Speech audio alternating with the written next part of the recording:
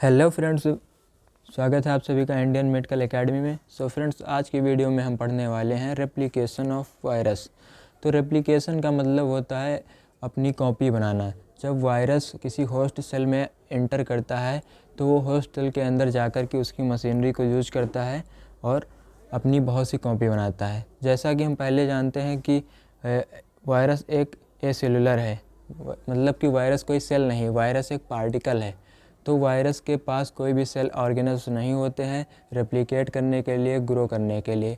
But जैसे ही virus किसी भी लिविंग होस्ट सेल के अटैच में आती है, संपर्क में आती है, तो वायरस एक्टिवेट हो जाता है और उसके अंदर इंटर करता है और उसकी मशीनरी को यूज करके रेप्लिकेट करता है और उस सेल को वो डैमेज कर देता है, पूरी तरह से होस्ट सेल को वो इन्फेक्ट कर देता है।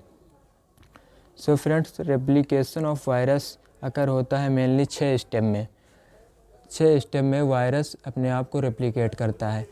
अब वो 6 स्टेप हैं। अटैचमेंट, सबसे पहले होस्ट सेल से अटैच करेगा। उसके बाद penetration, penetration means host cell को पेनिट्रेट करेगा, उसके अंदर जाएगा। फिर अनकोटिंग है। अनकोटिंग में वायरस जो होता है वो अपने कंपोनेंट यानी न्यूक्लिक एसिड और प्रोटीन को अलग अलग करता है, जिसको बोलते हैं अनकोटिंग। एंड फोर्थ है बायोसिंथेसिस। बायोसिंथेसिस मीन्स वायरस अपने कंपोनेंट्स को बनाता है, प्रोटीन और न्यूक्लिक एसिड को, बहुत से न्यूक्लिक एसिड बनाएगा, बहुत से प्रोटीन बनाएगा। उसके बाद virion assembly. Virion assembly means जो बहुत से प्रोटीन और न्यूक्लिक एसिड बने हैं उसको वो पैकेजिंग होगी, मतलब प्रोटीन के अंदर न्यूक्लिक एसिड पैक होंगे और बहुत से वायरस बन जाएंगे।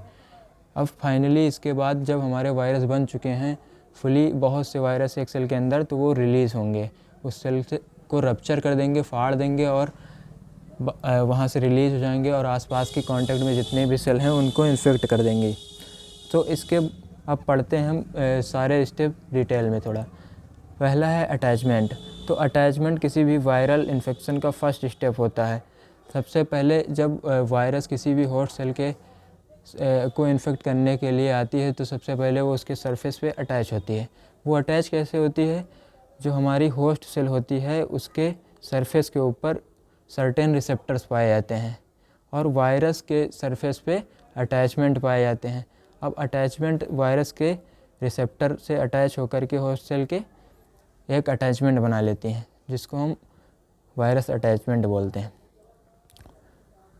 देन सेकेंड है पेनिट्रेशन। पेनिट्रेशन मीन्स जब वायरस अटैच हो गया आउटर सरफेस पे होस्ट सेल के, उसके बाद वो एंटर करेगा होस्ट सेल के अंदर ताकि वह उसकी मशीनरी को यूज कर सके।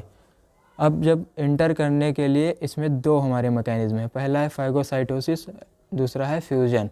तो फाइगोसाइटोसिस मैकेनिज्म से वो वायरस एंटर करेंगे जो नॉन इन्वेलप हैं, ऐसे वायरस जिनके ऊपर कोई भी आउटर मेम्ब्रेन, कोई दूसरी सतह प्रेजेंट नहीं है, सिर्फ न्यूक्लिक एसिड है और प्रोटीन की कवरिंग है।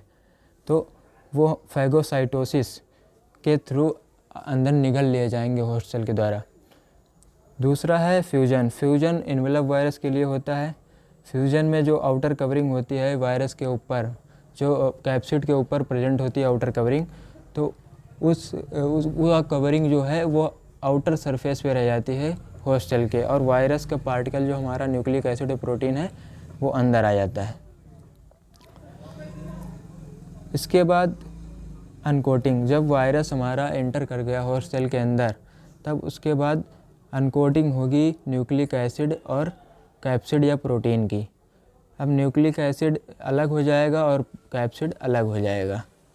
तो न्यूक्लिक एसिड डीएनए हो सकता है या आरएनए, और कैप्सिड प्रोटीन अलग हो जाएगी। और अनकोटिंग होती है प्रोटियोलिटिक एंजाइम के द्वारा। होस्ट सेल में कुछ प्रोटियोलिटिक एंजाइम होते हैं जो कि वायरस के जो स्ट्रक्चर है, पार्टिकल वायरस, उसको अनकोटिंग करके अलग अलग कर देती है। अब इसके बाद है बायोसिंथेसिस।